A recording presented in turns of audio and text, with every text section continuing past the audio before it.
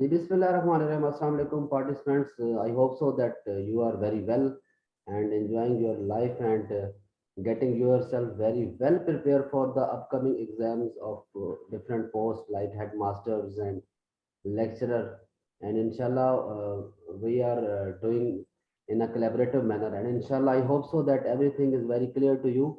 We are trying our best, and the result is up to Almighty Allah. इंशाल्लाह हमारा काम है मेहनत करना और अल्लाह ताला का काम है रिवार्ड देना, बशर्ते कि हमारी जो मेहनत है वो नीट एंड क्लीन हो, ट्रांसपेरेंट हो और उसमें कमिटमेंट हो, डिवोशन हो, कंसिस्टेंसी हो, एफर्ट नजर आनी चाहिए। ठीक है, जस्ट टाइम स्पेंडिंग मोमेंट्स ना चल रहे हो आपकी लाइफ में। You should be serious enough to get things done. और मुझे उम्मीद है कि आप सब लोग माशाल्लाह बहुत ज़्यादा सीरियस हैं अपने कैरियर डेवलपमेंट में, और जिस पैशन के साथ आप हमारे सेशन लेते हैं, it is really admirable, highly appreciatable, and I think you all people are highly motivated for your career. So good luck to all of you and best wishes. And at our part, we are trying our best with full level of sincerity, commitment and devotion. और इंशाल्लाह अब तक जितना आप पर मेरा साथ अब तक रहा है, देखें मैंने तो अपनी तरफ से 100% देने की कोशिश की है और इस चीज़ का आपको भी आइडिया होगा। और इंशाल्लाह इसी तरह जब टीचर भी अपना 100% दें और स्टूडेंट्स भी, तो कामयाबी ज़रूर मिलती है। इंशाल्लाह उम्मीद है कि इसी तरह हमारा एक पैचअप बना रहेगा और हम एक दूसरे को मोटिवेट करते चले जाएंगे और चीज़ें हमारे लिए आसान होती चली जाएंगी। डॉक्टर शफीउल्लाह साहब बड़ी ट्राई कर रहे हैं हमें ज्वाइन करने की, और आप सब लोगों से रिक्वेस्ट है कि दुआ करें कि डॉक्टर शफीउल्लाह साहब सक्सेसफुली हमें ज्वाइन कर दें। जी, आपको क्लियर आ रही है मेरी आवाज़? कोई इशू तो नहीं है? No, जी sir. Sir, Clear is sir. Okay, clear thank है you. Sir. Okay, we were discussing curriculum and development instruction in very detail, and so far we have learned a lot of things regarding curriculum definition, curriculum differences, design, development, foundations, and four major components of curriculum. Number one, aims, goals, objectives. We have discussed subject matter content. We have discussed, and today we will discuss some learning experiences or pedagogical techniques which we may adopt for the purpose of our teaching or delivering knowledge to our students. Then we will discuss some evaluation approaches, and then at the end of this session we will discuss some models of curriculum, inshallah, and hope so that this last session will also be informative and interesting for all of you. So let me move onward towards that slide. ये सारे तो हमारी जो domains हैं ये तो माशाल्लाह clear होगी ना, इनको आप घर में भी देखा करें। ये वो 10 कैरेक्टरिस्टिक्स थी जो करिकुलम की हमने डिस्कस की। टाइप्स ऑफ करिकुलम 7 ये हमने कल डिस्कस कर ली। Today we are discussing third component of curriculum, which is called instruction and pedagogy. It is also called learning experiences. Learning experience refers to any interaction in which learning takes place. Teacher और students के दरमियान जो interaction होता है जिससे learning take place करती है, that is called an experience for the students. Learning experiences encompass several instructional strategies and pedagogical practices. Learning experiences के अंदर सेवरल आपके जो टीचिंग मेथड्स हैं या पेडागोजिकल प्रैक्टिसेस हैं। पेडागोजी का तो आपको पता होगा, is a Greek word which means to lead. Pedagogy is a Greek word which means to lead. Pedagogy refers to the method and practice of teaching. Pedagogy is often described as the act of teaching. ये जो word teaching है ना, इसको असल में pedagogy कहा जाता है। पेडागोजी रेफर करती है हमारे टीचिंग मेथड्स को, और ये ग्रीक वर्ड से निकला है जिसका मतलब होता है टू लीड। याद रखें, when you are a teacher you are suppose to lead your students. आप लीड कर रहे होते हैं स्टूडेंट्स को, यही आपका लीड करना ही असल में आपकी पेडागोजिकल प्रैक्टिस कहलाता है। अब लीड करने के मुख्तलिफ अंदाज हैं, हर टीचर का अपना एक पेडागोजिकल वे ऑफ टीचिंग है, वे ऑफ लीडिंग है। तो अब हर टीचर अपनी नेचर के, अपनी पर्सनैलिटी के अपने कंटेक्स्ट के अकॉर्डिंग, अपने नॉलेज के अकॉर्डिंग, अपने प्रोफेशनल एटीट्यूड के अकॉर्डिंग डिफरेंट वे में स्टूडेंट्स को लीड कर रहा होता है, ठीक है। तो जो डिफरेंट वेज होते हैं to lead the student, that are called pedagogical practices और instructional practices. And in this slide you can see that I have indicated 14 major pedagogical practices which we may adopt for the purpose of teaching and learning process in our classes. जी आपको ये 14 के 14 नजर आ रहे हैं teaching methods? जी Yes, sir. sir. Yes, sir. ठीक है, मुझे number 7 और 14 नजर नहीं आ रहा। 7 नंबर पे क्या लिखा हुआ है? peer tutoring sir. Peer tutoring. और 14 पे? 14 पे है scientific and research based method। Scientific okay ठीक है। research So method. these are 14 very famous and important pedagogical practices or instructional practices or teaching methods which are related to pedagogical practices and which we may adopt or experience in our classes for the purpose of teaching and learning process in our classes. जब हमने बच्चों को teach करना होता है, अच्छा मैंने आपको पहले दिन एक बात बताई थी, व्हाट इज टीचिंग, थोड़ा सा उसको रिकॉल करें। What is teaching? Who will tell me please? जो मैंने आपको बताई थी बात वो बताएं, व्हाट इज टीचिंग?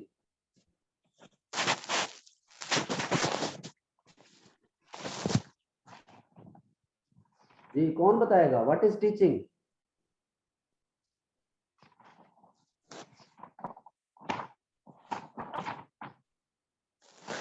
मैंने पहले लेक्चर में, पहले सेशन में आपको ये चीज क्लियर की थी, what is teaching? Who will tell me please? Sir, help the student या assist the students. Very good. Teaching is a process to assist. Teaching is a process to help. Teaching is a process to guide. Teaching is a process to lead. Teaching is a process to facilitate the students in developing their knowledge and skills. Teaching एक ऐसा process है जिसमें assistance provide की जाती है, help provide की जाती है, गाइडेंस प्रोवाइड की जाती है स्टूडेंट्स को कि वो अपने नॉलेज और स्किल्स को डेवलप कर सके, ठीक है। This is called teaching. तो इसको आप याद रखें लाजमी।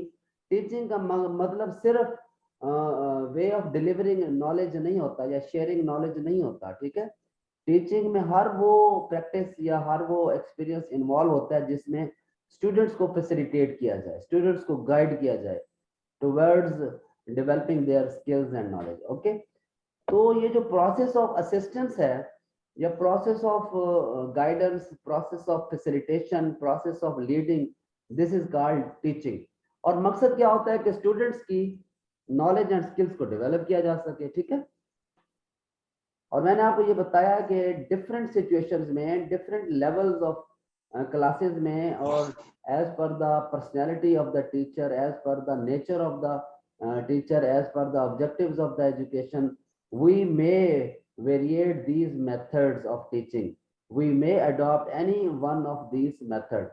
हम according to situation, according to subject, according to context, according to students level, according to objectives of the education, हम कोई भी मेथड अप्लाई कर सकते हैं।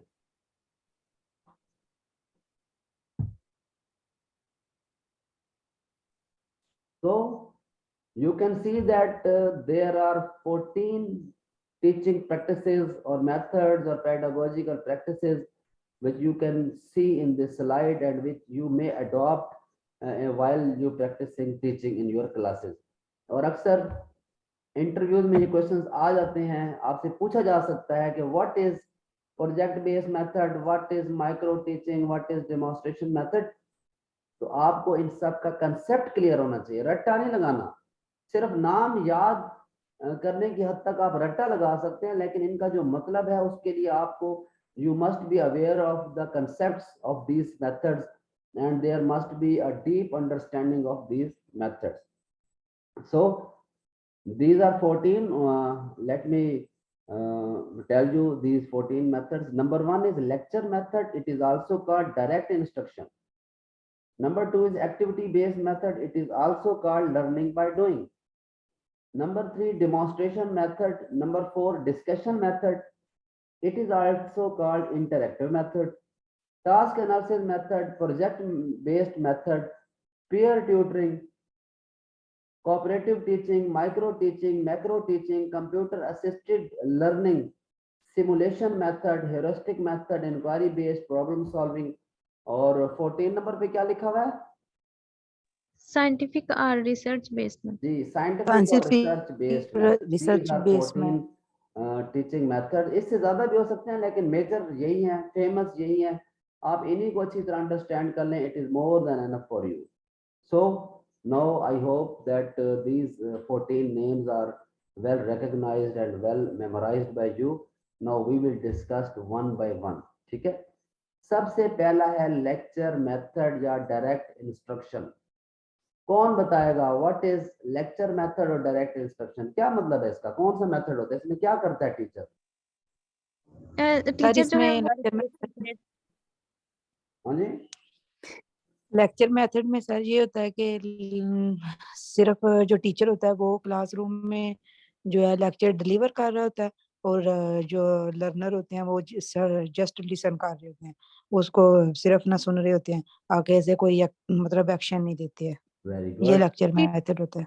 जो है होता ये है इसमें वो पैसिव मेथड होता है, और इसमें स्टूडेंट पैसिव होता है, इसको होता है। पैसिव भी कहा जाता है।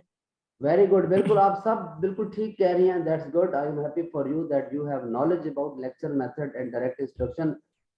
Let me also add something in this, that lecture method means one way communication in which the teacher teach the ये lesson sir to the actually जो students है and वो the टीचर students- सेंटर्ड हमारे पास learning है, Yes, method है। बिल्कुल ठीक है। हाँ जी, इसमें स्टूडेंट सुन रहे होते हैं पैसिव वे में और टीचर अपना लेक्चर झाड़ के चला जाता है। ये जो मैं आपको मेथड, जिस मेथड से मैं आपको टीचिंग कर रहा हूँ, this is not a lecture method direct instruction, ठीक है।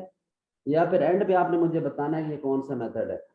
और लेक्चर मेथड जो है ना, इसमें टीचर जस्ट अपना लेसन पेश करता है और बच्चों को होमवर्क देता है और बच्चों का टेस्ट लेता है और चला जाता है। This is called lecture method, ठीक है।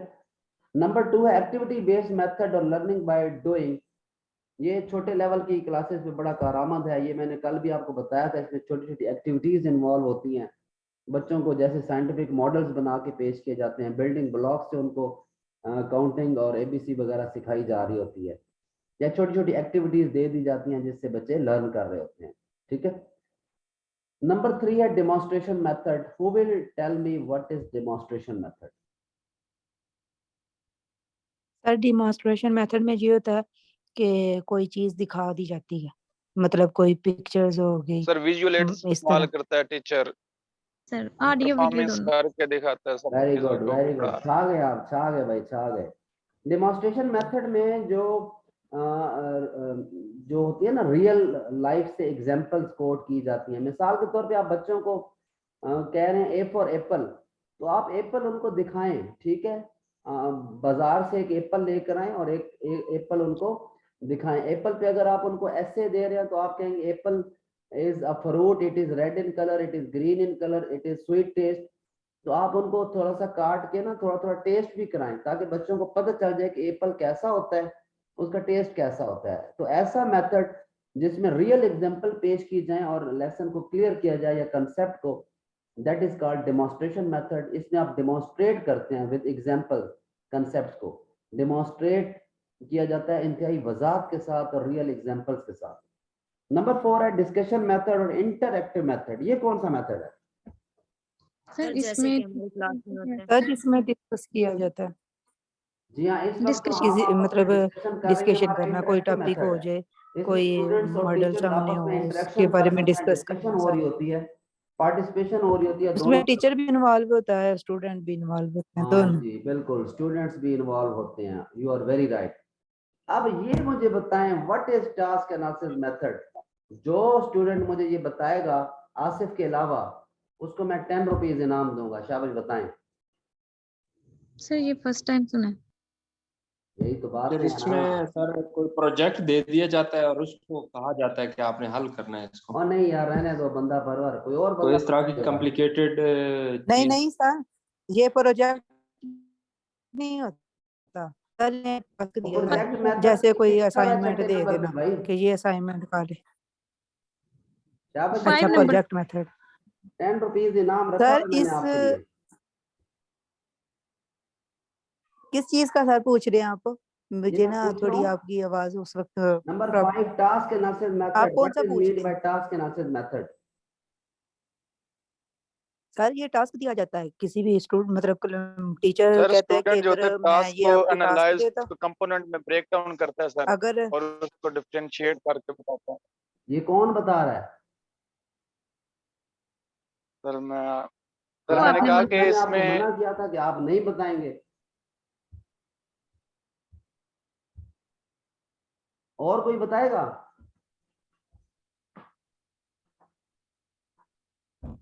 चलें, आसिफ साहब ने बता दिया। हालांकि मैंने रिक्वेस्ट की थी कि आसिफ साहब ने पहले ये पढ़ रखा है, इसलिए उनको ये कंसेप्ट क्लियर है। एनी हाउ गुड आसिफ, शुक्र है कि आपको ये अच्छे तरीके से याद था। फिर भी मैं बाकी सबको बता दूं, टास्क एनालिसिस मेथड। एनालिसिस का मतलब होता है टू ब्रेक डाउन। टास्क का मतलब होता है कोई भी कंसेप्ट, कोई भी फिनोमेना, कोई भी एक्टिविटी, कि इसमें आप एक मेजर लेसन को, एक मेजर टास्क को पार्ट्स में, कंपोनेंट्स में डिवाइड करके बच्चों को पढ़ाते हैं। ठीक है? तो ऐसा मेथड जिसमें आप लर्निंग मटेरियल को या स्टडी मटेरियल को छोटे छोटे बिट्स में तकसीम करके फिर बच्चों को पढ़ाते हैं, ये छोटी क्लासों में बड़ा इंपॉर्टेंट है मेथड। मिसाल के तौर पे थर्स्टी क्रो है, तो आपने इस थर्स्टी क्रो के आपने 10 हिस्से बना लिए। पहले 2 लाइनें सिखाई, उनको अच्छी तरह रिपीट कराया, रट्टा लगवाया, फिर 2 लाइनें, फिर 2 लाइनें। या इसी तरह कोई भी मेजर टास्क है, मैथमेटिक्स की एक्टिविटी है, या इंग्लिश की है, इस्लामियात की है, उर्दू की है, तो जब आप अपने लेसन को डिफरेंट कंपोनेंट्स में डिवाइड करके पढ़ाने की कोशिश करते हैं, it is called task analysis method. और ये छोटी क्लासों में भी यूजफुल है और बड़ी क्लासों में भी यूजफुल है। जैसे कि अभी भी हमने करिकुलम, एक मेजर टास्क था, उसके हमने डिफरेंट स्लाइड्स बना ली और हम पूरे 1.5 हफ्ते से लगे पड़े हैं कि हमारा करिकुलम कंप्लीट हो जाए। हमने ये इसके डिफरेंट बिट्स बना लिए, कंपोनेंट्स बना लिए। तो जब हम किसी भी बड़े फिनोमेना को, एक बड़े टास्क को डिफरेंट कंपोनेंट्स में डिवाइड करके समझाने की कोशिश करें, this is called task analysis method. Now project based method very. जी सॉरी सर, इसको हम कॉग्निटिव टास्क एनालिसिस भी कह सकते हैं। हाँ, कॉग्निटिव टास्क एनालिसिस भी कह सकते हैं, लेकिन वो आप ना कहें तो ज़्यादा बेहतर है। तो इसमें क्योंकि हर किस्म की एक्टिविटीज़, हर किस्म की आपकी जो है एबिलिटीज़ हैं, वो इन्वॉल्व हो जाती हैं। सिर्फ कॉग्निशन तक की अपनी वो रहते हैं, अफेक्टिव डोमेन भी इन्वॉल्व हो जाएगी, साइकोमोटर भी हो जाएगी, सोलो टेक्सोनमी भी हो जाएगी। ठीक है?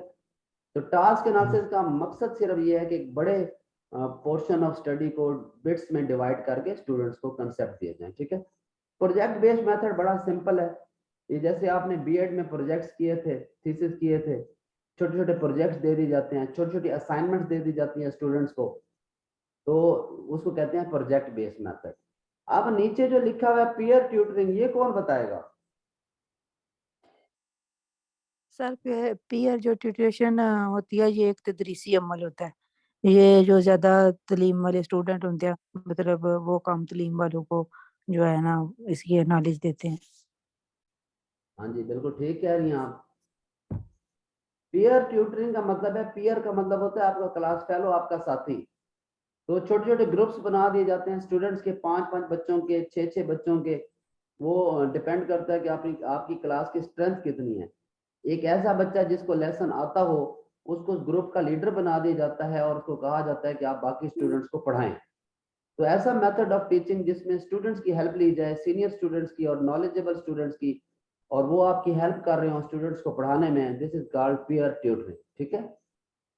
कोऑपरेटिव टीचिंग क्या होती है? Teacher as a facilitator react करता है। जी, कोऑपरेटिव टीचिंग वेरी सिंपल। इसमें टीचर स्टूडेंट्स एक दूसरे से कोऑपरेट कर रहे होते हैं और एक दूसरे की हेल्प कर रहे होते हैं और चीज़ों को आसान बनाया जा रहा होता है। जैसे अभी हम पढ़ रहे हैं तो आप मेरे साथ कोऑपरेट कर रहे हैं, कहीं भी मुझे प्रॉब्लम होता है तो आप मुझे बता देते हैं, आपको प्रॉब्लम होता है तो मैं आपको बता देता हूँ। ठीक है? This is called cooperative teaching. अब ये जो 9th और 10th पे लिखे हुए हैं माइक्रो टीचिंग और मैक्रो टीचिंग, इनको कोई बंदा डिफरेंशिएट कर सकता है?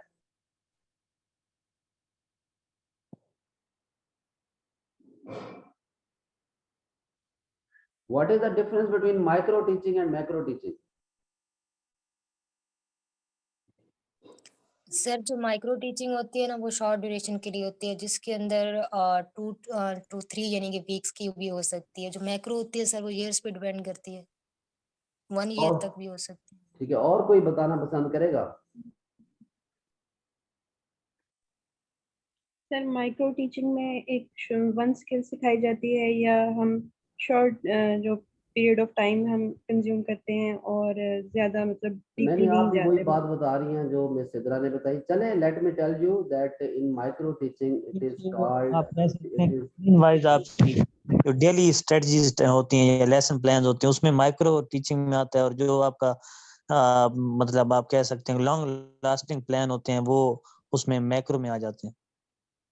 नहीं आमिर साहब, नहीं आप थोड़ा सा सर डेविएट इसमें चले मैं आपको बताता हूँ ये जितनी भी आपकी टीचर्स ट्रेनिंग होती हैं उनके अंदर आपके जो प्रोफेसर होते हैं वो आपको टीचिंग स्किल्स सिखा रहे होते हैं। जब आप टीचिंग स्किल्स सीख लेते हैं तो आपके वो जो मास्टर ट्रेनर है वो आपको कहते हैं कि आप यूं अज्यूम करें कि ये जो आपकी क्लास है ये आपके स्टूडेंट्स हैं, ठीक है, और आपने इनको टीचिंग करनी है। तो जब टीचिंग ट्रेनिंग सेशंस में सब आपके कोलीग्स बैठे हों और उनको आप टीचिंग करके कुछ पढ़ाते हैं और वो आपके कोलीग्स आपको बताते हैं कि आपने इस चीज में ये गलतियां की हैं और वो आपको प्रॉपर फीडबैक दे रहे होते हैं, जिससे आपकी लर्निंग हो रही होती है, डेवलपमेंट हो रही होती है, आपकी टीचिंग मेथडोलॉजी और स्ट्रांग हो रही होती है। ऐसा मेथड ऑफ टीचिंग जो आर्टिफिशियल वे में क्रिएट किया जाए टीचर ट्रेनिंग प्रोग्राम्स में, प्रोफेशनल डेवलपमेंट के प्रोग्राम्स में, जिसमें आप अपने कोलीग्स को, अपने फेलोज को टीचिंग कर रहे होते हैं और आपके जो फेलोज होते हैं वो आपको फीडबैक भी देते हैं एंड पर कि आपने ये जो टीचिंग की है आधे घंटे का या 35 मिनट का जो आपने सेशन दिया इसके अंदर ये प्रॉब्लम्स थे। तो micro teaching is concern with teacher training program. जितने भी आपके प्रोफेशनल डेवलपमेंट के कोर्सेज होते हैं, टीचर ट्रेनिंग के कोर्सेज होते हैं, उनमें जब आप छोटे छोटे सेशन लेते हैं अपने आप को